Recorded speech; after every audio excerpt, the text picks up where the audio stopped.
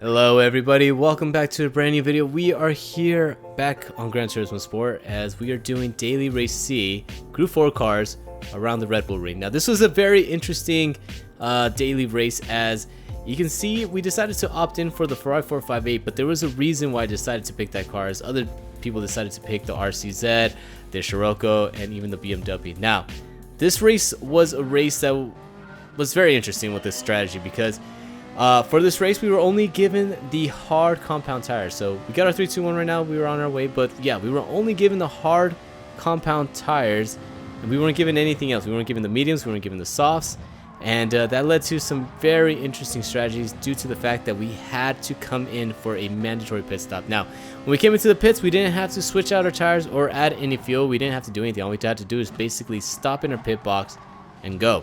So that led to a lot of different interesting strategies of when you're supposed to come into the pits, and I decided to do a strategy that not many people were taking, and you guys will see that actually a little bit later in this lap. So heading into turn number 4, we're stuck right behind J-Funk, the Canadian, in the RCZ, and we just stayed right behind him. Didn't want to really fight with anybody. We just wanted to not capitalize, but utilize the slipstream and just stay right behind him, follow this train, and not abuse our tires, since these are going to be the tires we're going to be using for the entirety of the race, due to the fact that we're not going to switch out tires. Just there was no point in losing a second and a half of switching tires. Just might as well use these tires all the way to the end, due to the fact that Ferrari doesn't abuse its tires. So its tire wear is really good.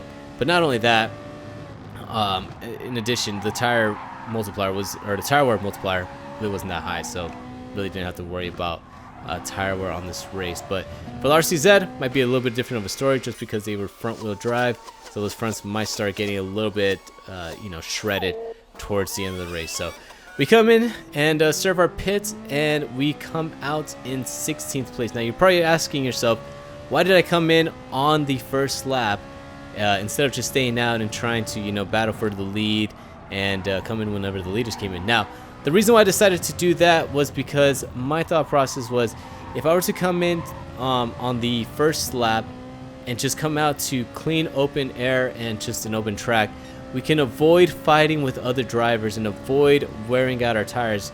And all we had to do was just focus on putting in as fast and consistent lap times as we can.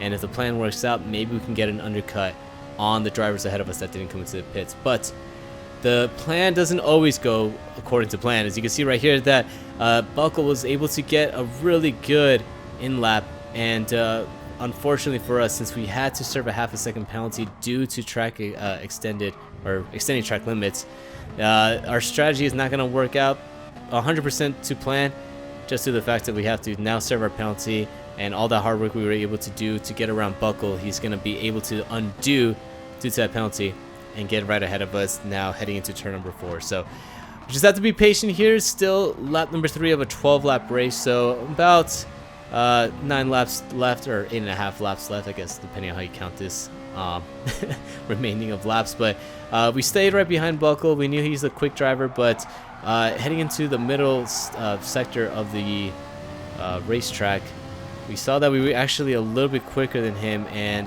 now that I saw that, I wanted to get around him as soon as possible so that we can just get ahead of him and just try to pull away here. But heading into the final 2 corners, Buckle actually let us get ahead of him, and that was actually really smart, because he knew that he was slower than us in race pace, so he was able to get, allow us to get ahead of him, and he minimized the time that it would have taken of us fighting with each other. So we are now up into P13. So strategy working now according to plan. I don't know how many times I've said that, but we are now up into P11, as there was a driver up ahead of J-Funk. Remember him? He was the driver that started right ahead of us in the beginning of the opening laps, and now we are up in front of him. So you can see how much the time difference is when you get stuck in the front just fighting with other people, and you're able to just come into the pits and just put in quick, consistent lap times and focus on your race pace. And this is the result right here, as we are now ahead of J-Funk. So into the 3rd corner right here, we were actually catching up to the yellow Ferrari that had a service penalty up ahead, and that was Jean-Paul. And now this will start well, this is basically the part that was getting very, very interesting, because we had US Art MB right behind us with very, very quick race pace, catching up to us, as he was only about 1.5 seconds away from us, but now it is climbing down to about 1.4, 1.3 seconds, and I was starting to get a little bit worried here, because we were going to catch up to Jean-Paul. He's been getting penalties left and right due to the track limits, and due to that, we're going to catch up to him here fairly quickly, and he still has a service penalty or service pit stop, and he hasn't done that yet. So the fact that he's one of the black markers, we might get stuck right behind him, and that might allow US RMB to just catch up to us and maybe get an overtake done. As you can see, the gap is starting to close down now from 1.5 seconds to 1 second, and Jean-Paul just serves his penalty right there. So heading into turn number 4 now, or actually we jump up a little more ahead, sorry about that, into lap number 7. We have now caught up to Jean-Paul, and this is where things are going to get very, very tricky, as we have to determine where we're going to go for the overtake. As I wanted to go for the overtake off of turn number 1, try to get a great run on the exit so that we can maximize the speed, and hopefully we can get it in the slip and go for the overtake heading to turn number 3, as that's probably going to be our best opportunity to get around him. So it's exactly what we do heading to turn number 1. You see, we try to go in as late as we can so we can maximize the drive out, and we are in a great position now. So we are getting a very good tow on Jean-Paul, and US is getting a good tow on us as well, as we go into the inside now. Brake as late as you can, spot a braking point right before the 100-meter board. We go into the inside side by side, but US decides to try to go into the inside and tries to make it 3 wide, and it just did not work out.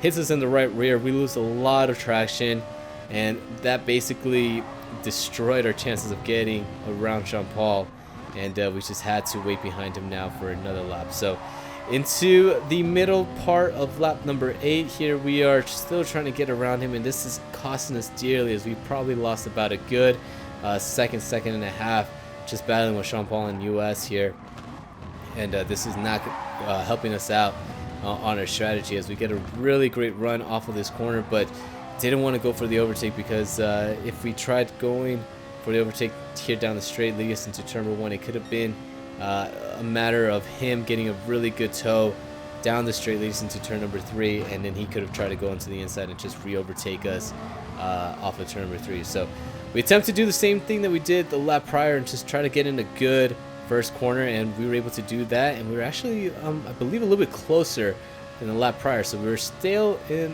the slipstream. And going on to the inside now, Jean-Paul, we try to spot our braking point once again, brake right after the 100-meter board.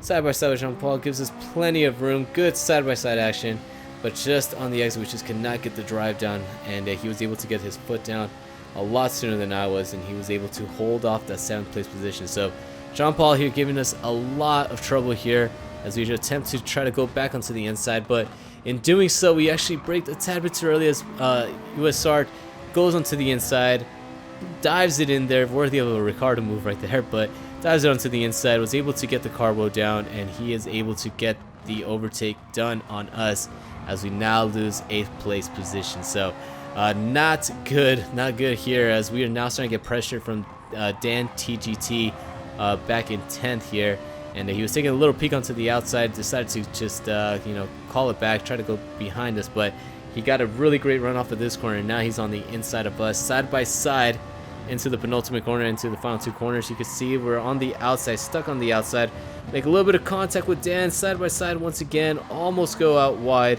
and we have to just give him the position here, as I did not want to get pushed out wide on the final corners. That could have easily led us into another ½ second penalty, so we decided to play smart, just let him get through and avoid all the fighting. As you can see that US Art was able to get around Jean-Paul here up in 7th. So we stayed right behind Dan TGT here on the straight, as we now head into turn number 3, and he just got a really great run, so we couldn't really do anything except for just running right behind him. We couldn't go for an overtake here into turn number 3, as that would have been a really big lunge. So we just stay single file here coming out of turn number 3, try to get on the power as soon as possible, as we have Hulk now right behind us, giving us a little bit of pressure, but luckily on the exit and down the street we were all able to just separate just a tad bit, build up between like a 3/4 of a second gap, and heading into this corner we go into it a tad bit deep, and we actually made contact with Dan TGT. Now, I wasn't really going for that move.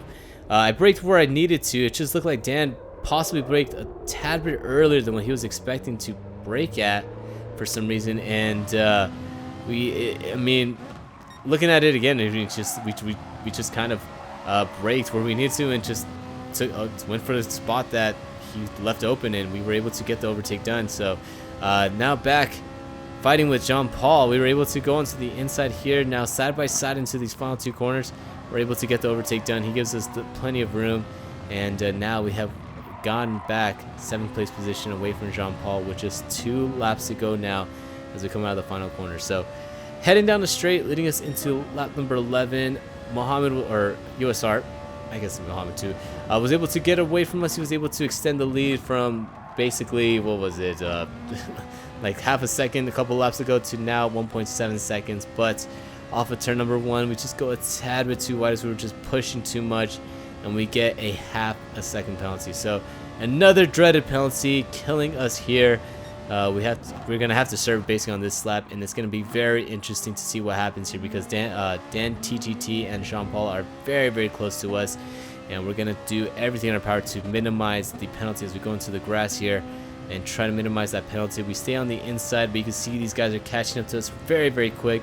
Jean Paul goes into the outside, so does Dan TGT. We stay on the inside, brake as late as we can, but Dan TGT was able to just hold it off on the outside, get a really good run, and he is now able to get us and get the overtake done. But that's not all, as Hulk goes onto the outside, now transferring over to the inside.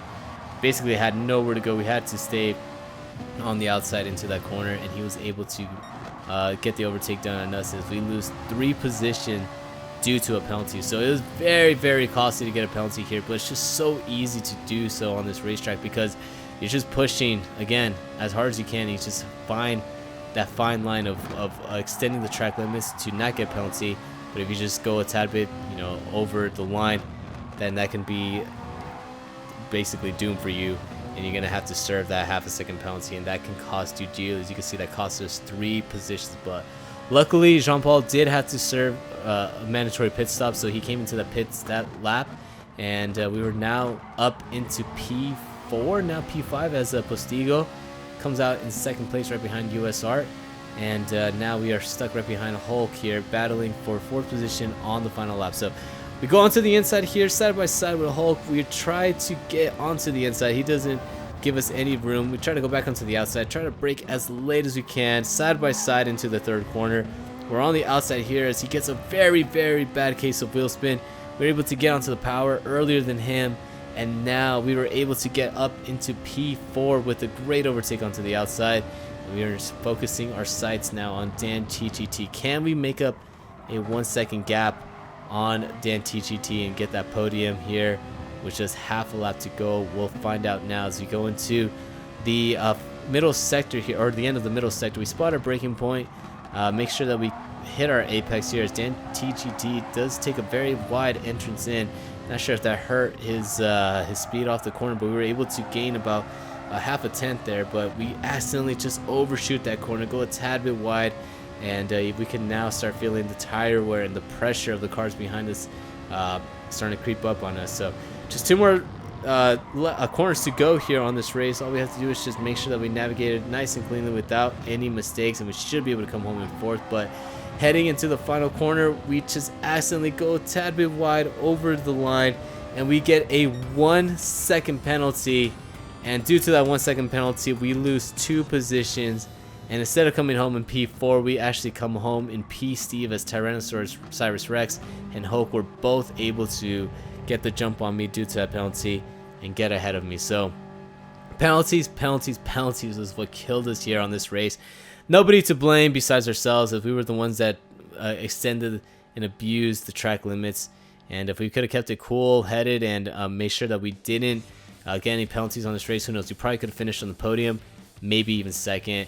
But just due to the fact that we had to serve so many penalties, we lost a tremendous amount of time, and that cost us about 2.5 seconds in race total time. So that was it for this race. Again, you just had to take care of your tires, make sure that you were in a good position to capitalize on just putting in quick, consistent laps. But not only that, stay away from getting the penalties, and unfortunately that was something that we were unable to do. But let me know how you guys did on this race in the comments down below. If you guys really enjoyed the video, feel free to smash that like button for the YouTube algorithm, and hit that red subscribe button down below. Turn that button to a gray button to check out more content from me. And if you guys want to follow me on the Twitters, Instagram, or even on Discord, you can find all those links in the description down below. And again, if you guys really enjoyed this video, I hope to catch you guys on the next one. Peace.